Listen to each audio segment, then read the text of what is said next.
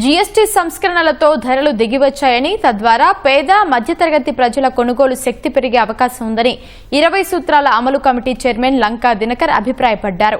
వికసిత్ భారత్ లక్ష్యంగా జీఎస్టీ సంస్కరణలను ప్రధాని తీసుకొచ్చారని చెప్పారు. వినియోగదారుల అవగాహన ఫౌండేషన్ ఆధ్వర్యంలో విజయవాడలోని హోటల్ హయాత్ ప్లేస్ లో జీఎస్టీ సంస్కరణలపై అవగాహన సదస్సు నిర్వహించారు. ఈ కార్యక్రమానికి లంకా దినకర్ ముఖ్య అతిథిగా హాజరయ్యారు. సదస్సులో commercial tax joint commissioner Prashant, chamber of commerce అధ్యక్షుడు Potluri Bhaskar Rao, star hotels association రాష్ట్ర అధ్యక్షుడు ఆర్వి స్వామి తదితరులు పాల్గొన్నారు. జీఎస్టీ సంస్కరణలతో తగ్గిన వస్తు సేవల ధరలపై సమావేశంలో చర్చించారు. తగ్గిన జీఎస్టీ రేట్లు ప్రజలకు అందాలని, వినియోగదారులకు ప్రయోజనం అందకుండా చేసేవారిపై చర్యలు చేపట్టాలని అధికారులను ఆదేశించారు. సంస్కరణ వల్ల వచ్చేటటువంటి ప్రయోజనాలు ఏంటి అనేటటువంటి అంశము, వాటికి సంబంధించి ఏమైనా ఇబ్బందులు అయితే ఏ విధంగా అధికారుల దృష్టికి తీసుకురావాలి అనేటటువంటిది.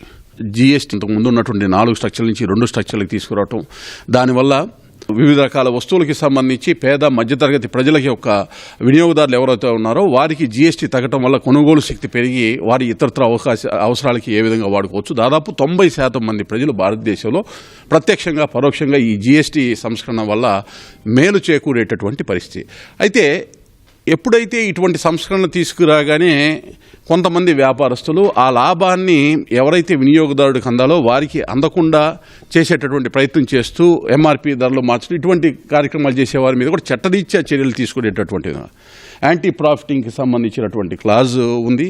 అలాగే అధికారులకి ఇటువంటి అంశాలని వినియోగదారులు తెలియజేయడానికి కూడా ఒక phone number 1915 toll free number ఒకటి ఉంది. దానికి రింగ్ చేయటం ద్వారా ఎవరైనా ఈ యొక్క ధరలు ద్వారా తగ్గటం ద్వారా మేలు వచ్చేదాన్ని పాస్ కాకుండా చేసేటటువంటి విధంగా వినియోగదారులను ఇబ్బంది పెడితే ఆ యొక్క ఫోన్ నెంబర్ ద్వారా దాన్ని అధికారుల దృష్టికి తీసుకురావడం ద్వారా అటువంటి ప్రయత్నాలు కూడా అరికట్టవచ్చు. కేంద్ర ప్రభుత్వం తీసుకున్న నిర్ణయాన్ని దాన్ని అమలుపరచడానికి ఎట్లా చేస్తే బాగుంటుందనే ఉద్దేశంతో ముఖ్యమంత్రి గారు నిన్న అసెంబ్లీలో కూడా అనౌన్స్ చేశారు. 30 డేస్లో 4 వారాల్లో 4 ప్రోగ్రామ్స్ చేసి 30 రోజుల్లో అవేర్నెస్ చేయడానికి ముందుకు వచ్చినందుకు రాష్ట్ర ప్రభుత్వం తీసుకున్న నిర్ణయానికి ఆంధ్రప్రదేశ్ స్టార్ హోటల్స్ తరఫున ప్రత్యేకంగా ధన్యవాదాలు.